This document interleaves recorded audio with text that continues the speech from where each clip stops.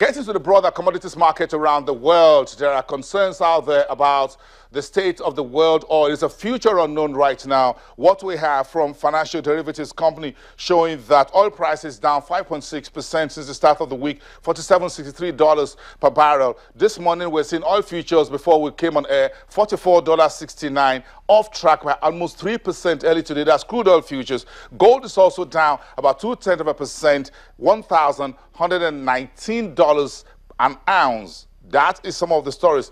There will be more stories about this from the agriculture space. West Africa is the key story, where Ivory Coast and Ghana have concerns, have issues as far as production of cocoa is concerned. So this will be part of the story. We'll be talking about Ada Konobi, who is an economist and analyst at Financial Derivatives, is joining us on the program via Skype. Ada, good morning. Thanks for coming through. Good morning. Okay, thank you. Now, talk to us about this. Let's start from the crude oil end of the market. I'm sure you saw the numbers, the latest numbers, before you get on Skype, isn't it? Yes. Yeah, so things are really trending downwards, isn't it? We're just about 44.69 for WTI futures. Yeah, crude oil prices. We understand that the oil market is extremely sensitive to any information that comes into the market.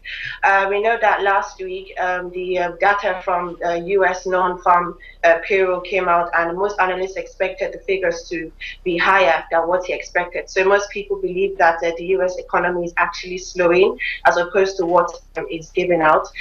We understand as well that the Chinese stock market declined 2.5% yesterday, and the import data from China came in as well at 14% year-on-year, and export data came in at 6.1% year-on-year.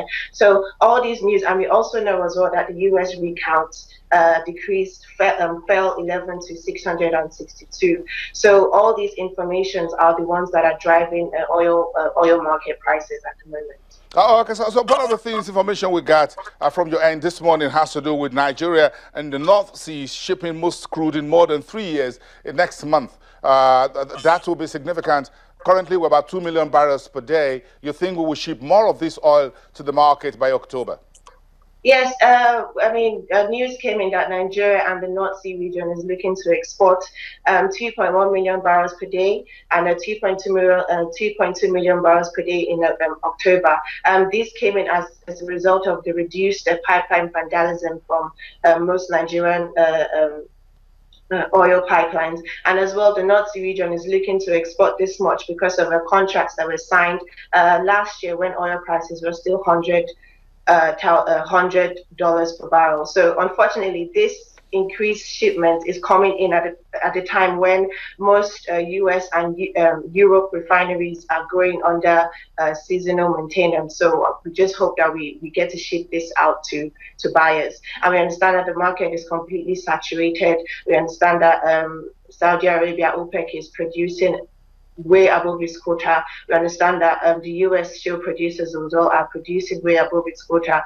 And if you compare production in 2003 and production now, US production was actually about 35%, and they got imports from Saudi Arabia about 15%, and other imports were at 50%. But now we see that US production is actually 67%.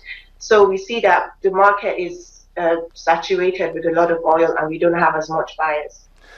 Do you think the oil sector presents us with a future that is unknown, perhaps even to you analysts? So this is a future we don't know. We're not sure of price. Yeah, we're sure of some deliveries, but we're not sure of price. We're not sure of output. We're not sure of production. We're not sure who is doing what. Iran is there joining the game. The North Sea region is there. The Middle East is having its own issues with Saudi Arabia. So how do you walk through this future that is unknown as an analyst, looking at the numbers on a daily basis?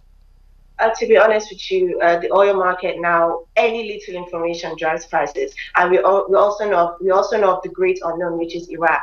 The Iran Prime Minister has said is looking to increase production by 500,000 barrels per day a week and an extra 500,000 barrels per day a month. So, but that's going to be first quarter next year. So we still believe that there's still oversupply in the market, but looking forward, we feel that global demand will pick up, and there will be a rebalancing of some kind.